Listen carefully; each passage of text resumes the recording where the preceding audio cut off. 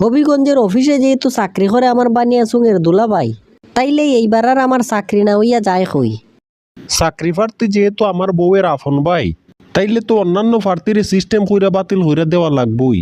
হইরে টিফন একজন একজন হইরা চাকরি প্রার্থীর ভিতরে ভাড়াইয়া দে।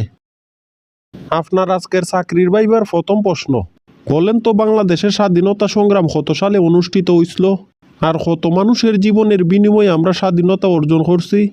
স্যার 1971 সালে বাংলাদেশে স্বাধীনতা লাভ করছিল, আর সেই সময়ে 30 লক্ষ জীবনের বিনিময়ে আমরা স্বাধীনতা অর্জন করছিলাম। এখন আপনি সেই 30 লক্ষ মানুষের ভিতর থেকে 1000 মানুষের নাম বলেন, দেখি আপনার শিক্ষাগত যোগ্যতারে একটু যাচাই হইরিয়া।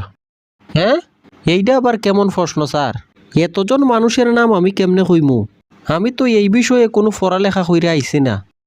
এর চাইতে সহজ প্রশ্ন অন্য কোনো বাইবাতে কি কেউ করব? 30 লক্ষ মানুষের ভিতর থেকে আপনি যদি 1000 জন মানুষের নাম না হইতে পারলেন, তাইলে আপনি চাকরি করবেন কিভাবে? স্যার, আপনার অফিসে চাকরি করতে তো এই প্রশ্নগুলা কোনো কাজে আইতো না। আপনি আমারে আপনার অফিস আর কাজ কেন্দ্রিক প্রশ্ন করেন, আমি আপনার সবগুলা প্রশ্নেরই ঠিকঠাকভাবে উত্তর দিমু। আরে মিয়া, চাকরির বাইবে আপনি নিতেছেন না আমি নিতেছি? আমারে আমার মতো হইরা প্রশ্ন করতে দেন। বলেন তো, একটা আমের গাছের যদি 20 বছর বয়স হয়, তাইলে ওই আম গাছে কয়টা আম ধরবে? আপনার এই প্রশ্নের সঠিক উত্তর তো আমি জানি না স্যার। হয়তো সঠিক উত্তরটা দিতে গেলে সেই আম গাছে উঠতে আমার আমগুলা গুন্যা দেখা লাগবো। আমি তো খুব ভালো করেই জানি যে আপনারে দিয়ে হইতো না। আচ্ছা, আপনার আজকের চাকরির বাইবার তৃতীয় প্রশ্ন, বলেন তো বগুড়া জেলা কোন জিনিসটার লাগিয়া সবচাইতে বেশি বিখ্যাত? যাক বাবা, অনেক সময় পরে একটা প্রশ্ন কমন পড়লো। স্যার, বগুড়া জেলা তো দইয়ের লাগিয়া বিখ্যাত। আমার প্রশ্ন তো আসলে এইটা না। প্রশ্নটা হইল বগুড়ার মধ্যে সবচাইতে প্রথমে কোন লোকটা দই তৈরি করছিল? স্যার, আমারে আপনি মাফ করেন, আপনার এইসব অদ্ভুত প্রশ্নের উত্তর আমি জানি না। আমার এই অফিসের চাকরি আর লাগতো না, আমি এখনই যাই। আরে বেটা, এই জিনিস তো আমিও চাই। এই কারণেই তো সব আজব ধরনের প্রশ্ন করতাছি। এখন আমি আমার বউয়ের বাইয়ের বাইবাটা নিয়ে চাকরিটা কনফার্ম কইরা দিমু। আসসালামু আলাইকুম দুলাভাই, আমি কি ভিতরে আইমু? তুই আর ভিতরে আইবার বাকি রাখছস কই? অলরেডি তো আইয়া ভিতরে ওই ঢুকে গেছস গা। আচ্ছা ঠিক আছে, আমি এখন সহজ কিছু প্রশ্ন দিয়ে বাইবাটা শুরু করতাছি। আমারে চাকরি দিতে কি আবার বাইবা নেওয়া লাগে? আপনার শ্বশুর বাড়ির লোক হিসাবে তো এটা আমার অধিকার। আচ্ছা ঠিক আছে, আমিও আমার মতো হইরা উত্তর দেওয়া যাইতাছি।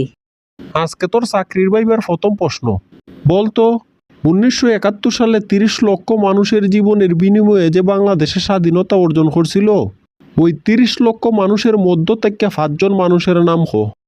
এইটা কি আপনি কোনো যুক্তির কথা কইলেন দুলাভাই? আপনার কি বিবেক বলতে কিচ্ছু নাই? আমি তো আপনারে দয়ালু আর মানবিক মানুষ মনে করতাম। আমি চাকরির বাইবা নেওয়ার লাগে প্রশ্ন করছি, এই জায়গার মাঝে আমার বিবেকে আবার কিতা করলো? মাত্র 5 জন মানুষের নাম জিজ্ঞেস করা কি আমার অপরাধ হইছে? অবশ্যই অপরাধ হইছে।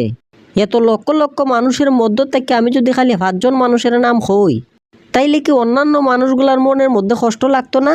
আমি খালি 5 জন মানুষের নাম হইতে পারতাম না। আচ্ছা ঠিক আছে, বুঝতাম পারছি। এখন আজকের চাকরির বাইবার দ্বিতীয় প্রশ্ন, বলতো এই পৃথিবীর মাঝে সবচাইতে বুকা প্রাণী কোনটা? এই পৃথিবীর মাঝে সবচাইতে বুকা প্রাণীর নাম হইল গরু। কারণ গরু সবসময় নিজে পানি খায় আর উল্টা মানুষে দুধ দেয়। হায় রে হাই, এইটা কি ধরনের উত্তর আমারে দিতাছে? এই আরামজাদারে যদি আমি আমার অফিসে চাকরি দেই, তাইলে তো আমার অফিসের 12টা বাজাইয়া ছাড়বো। এখন আমার চাকরির বাইবার তৃতীয় প্রশ্ন, বলতো বনের রাজা ভাল্লুকের চুলগুলা কোন কারণে বেশি লম্বা লম্বা থাকে? আসলে দুলাভাই, জঙ্গলের মধ্যে তো কোনো নাপিত থাকে না, এই কারণে ভাল্লুক তার চুলও হাঁটতে পারে না। যদি সেলুনের মতো জঙ্গলেও নাপিত থাকতো, তাইলে তো এরা ভাল্লুকের চুলগুলা কাইট্টা দিতে পারতো। না, আমি আর তোরে প্রশ্ন কইরা নিজে অজ্ঞান হইতে চাই না। আমি তোর চাকরি এমনিতেই কনফার্ম করে দিলাম, আর বাইবা নেওয়ার কোনো ইচ্ছা আমার নাই।